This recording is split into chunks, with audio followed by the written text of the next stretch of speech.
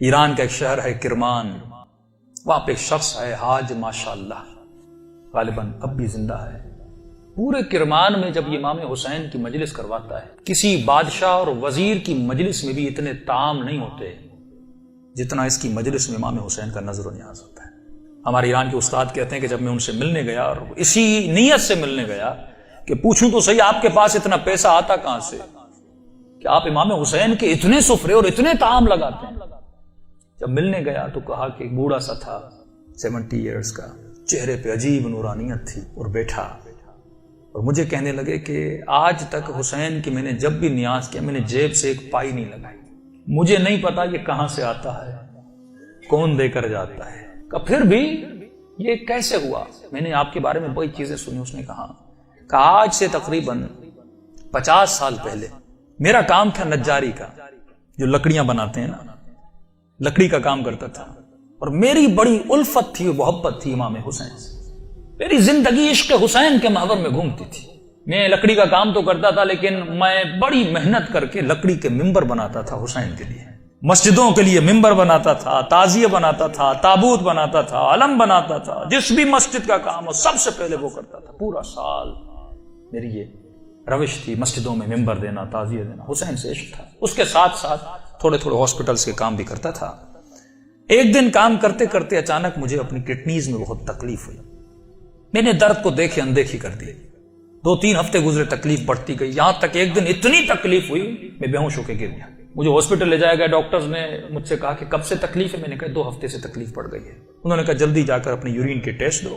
جب urine test دینے گیا تو میرا یورین ہی نہیں آ رہا تھا۔ پھر ڈاکٹر نے ایک انجیکشن لگا، کہا آج کے بعد گھر چلا جا، نہ تجھے چلنا ہے نہ تجھے کام کرنا ہے، بس بستر پہ سیدھا ہو کے لیٹ جا۔ کہ جب گھر پہنچتے پہنچتے میرے پاؤں پھول گئے، اور کہتا ہے کہ مولانا اس دن کا سونا 4 سال تک میں اسی طرح بستر پہ سویا رہا، بدن پھول گیا، نہ ہاتھ ہلا سکتا ہوں نہ پاؤں ہلا سکتا ہوں، یہاں تک کہ میں نے آنکھوں سے دیکھنا بھی چھوڑ دیا، بس مجھے کانوں سے آوازیں سن جاتی تھی۔ جب اس تکلیف میں پہنچا نا، اپنے جتنے رشتہ دار تھے سب چھوڑ کے چلے گئے۔ ایک میری بوڑھی ماں تھی، لوگ میرے قریب نہیں آتے تھے کہ یہ بیمار ہے اس کے قریب نہیں جاؤ، لیکن میری بوڑھی ماں میری خدمت کرتی رہی۔ ماؤں کی قدر کرو جب تک زندہ ہے۔ کہ اس ماں نے میری خدمت ایسے کی جیسے میں بچہ تھا۔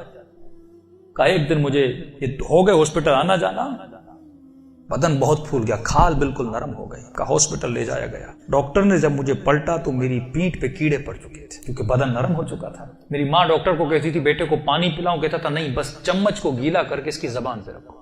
کہا 4 سال میں نے وہ پیاس چکھی جس کو سوچ کے میں حسین پہ روتا تھا۔ شدت پیاس میں نے بس دل میں نے حسین حسین حسین کو، اپنے آقا کو میں نے امید نہیں توڑی، حسن ظن تھا میرے آقا حسین پہ۔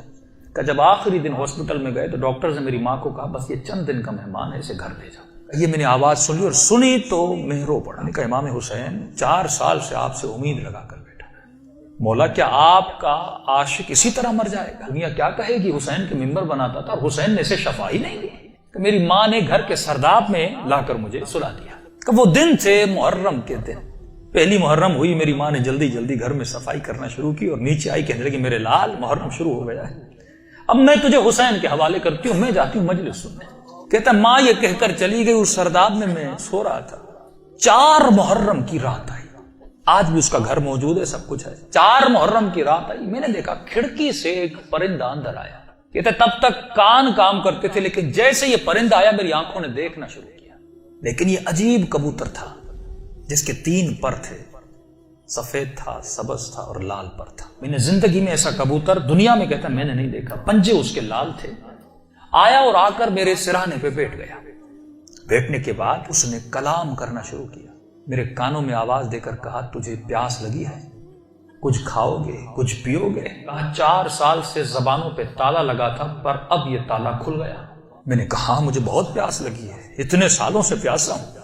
کہ پتہ نہیں اس کی چونچ میں کیا تھا، اس نے میرے منہ میں ڈالا، بس وہ بدن میں جانا تھا، ایک عجیب سی فرحت مجھے ملی۔ پھر وہ پرندہ اڑا اور اڑ کے سامنے کرسی تھی اس پہ بیٹھ گیا۔ اب میں اپنے ذہن میں یہ کہہ رہا تھا کہ مولا حسین اگر تو نے بھیجا ہے تو یہ اڑ کے میرے پاس آئے گا یا میرے بستر کے نیچے جائے گا، اگر تو نے نہیں بھیجا یہ اڑ کے چلا جائے گا۔ اتنا کہنا تھا، وہ پرندہ اڑا اور میرے بستر کے نیچے جا کر بیٹھ گیا۔ کہ بس اتنا ہوا، لیکن ابھی بھی بستر پہ لیٹا ہوا ہوں، لیکن تھوڑی فرحت مجھے مل چکی ہے۔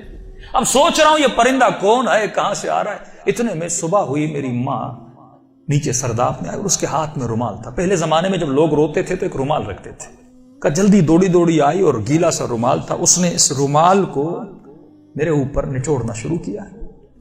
تو میں نے کہا کہ اماں یہ کیا ہے؟ کہا یہ حسین کے غم میں جو آنسو بہائے نا تیرے بدن پہ مل رہی ہو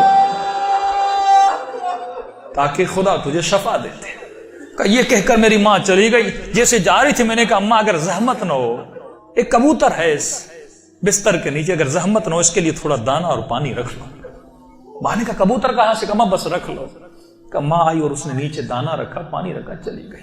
کہتے غالباً 10 محرم کا دن ہوا، عاشورہ کا دن ہوا۔ میں نے کہا مولا حسین آپ کی عاشورہ بھی آ گئی، اب بھی مجھے شفا نہیں دو گے؟